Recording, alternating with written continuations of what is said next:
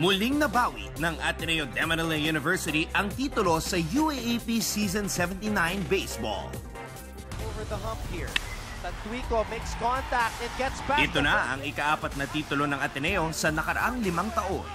Sa laban na tumagal ng higit 5 oras, ipinanalo ng Ateneo ang pag-home base ni Marco Malyari at Javi Macasaet sa 12th inning mula sa double RBI ni Gino Tantuico.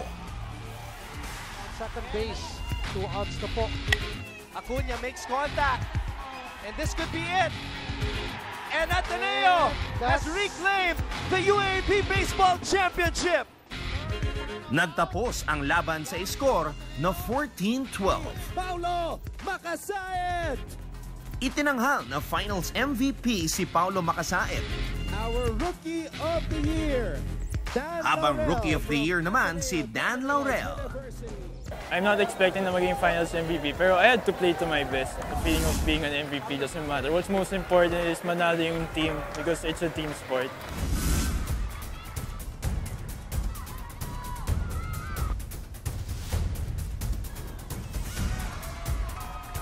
Sa softball, patuloy ang dominasyon ng Adamson University matapos talunin ang University of Santo Tomas 3-1.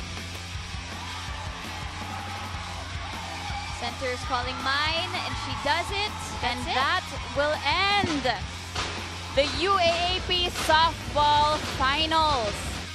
7-peat na ang record ng Lady Falcons matapos i-sweep ang best-of-3 series 2-0.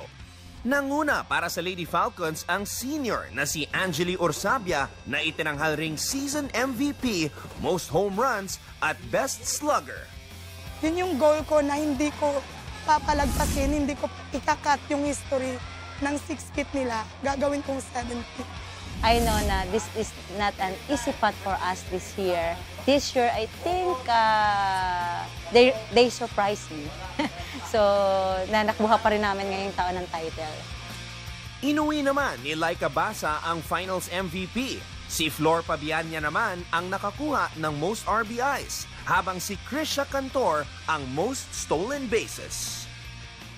Hindi man naging madali ang laban patungo sa championship, masaya ang Lady Falcons na tagumpay nilang nadepensahan ang kanilang championship run.